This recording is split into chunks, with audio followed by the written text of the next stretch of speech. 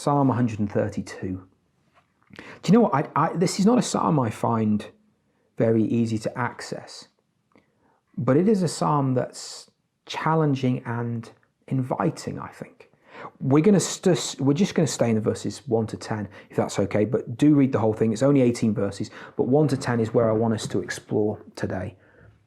Remember, O Lord, in David's favour, all the hardships he endured, how he swore to the Lord and vowed to the Mighty One of Jacob, I will not enter my house or get into my bed. I will not give sleep to my eyes or slumber to my eyelids until I find a place for the Lord, a dwelling place for the Mighty One of Jacob. Behold, we heard of it in Ephrathah. We found it in the fields of Jaar. Let us go to this dwelling place. Let us worship at his footstool. Arise, O Lord, and go to your dwelling resting place, you and the ark of your might. Let your priests be clothed with righteousness, and your saints shout for joy for the sake of your servant David. Do not turn away the face of your anointed one. The big picture is this. David longed so badly for the Ark of the Covenant to come to Jerusalem, where he would build a dwelling place for it, a temple. You know that David's been through a lot to make this happen. Verse 1, all the hardships he endured. Here is a man who was willing to sacrifice whatever it took in order for the Lord to dwell in Jerusalem. You can criticize David on lots of different levels. There are things that we might pick holes in, but the heartbeat of David is he just desperately, at whatever price, wants to meet with the Lord. There's a man before us of real hunger and passion and desire. He just loves the presence of the Lord. You know, it's different for us.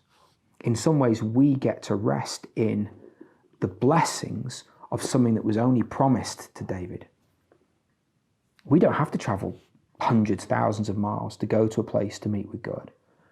We just have to draw close to him and he draws close to us. We don't have to head off to some wonderfully beautiful ornate building. We don't even have to rock up to our local church building. We are the living stones have been built into a spiritual house. We are the dwelling place of the Lord. On some levels, it's just so easy for us, and yet the hunger and the thirst that you hear in David, the cost that you see in his life, challenges us, I think. It asks us, how badly do you want to be with the Lord?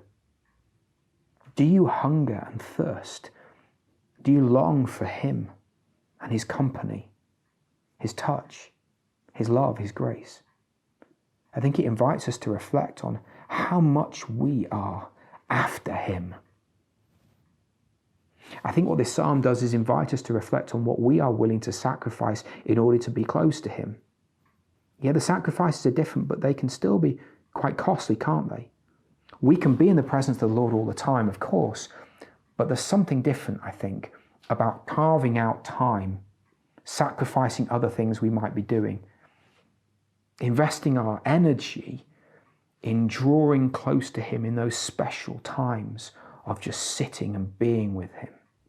It's costly in that it interrupts our busy lives. I think what this psalm invites us to do is go and seek his presence. Go and draw near. Go and be with him. I think that's what it asks of us. I love verses 3 to 5, which I want us to kind of own as I come to land. I will not enter my house or get into my bed. I will not give sleep to my eyes or slumber to my eyelids until I find a place for the Lord, a dwelling place for the Mighty One of Jacob. Do you know what I want to be able to pray is this? I will not enter my house. I will not get into my bed. I will not give sleep to my eyes. I will not close my eyelids. I won't do anything for that matter until I've been able to spend some time in the wonderful, life-giving, loving, grace-filled, forgiving, powerful presence of the Lord. I hunger for the Lord with all of my being, so that's what I'm going to go and do now. Have a read of Psalm 132, and then I invite you, go seek his presence. God bless.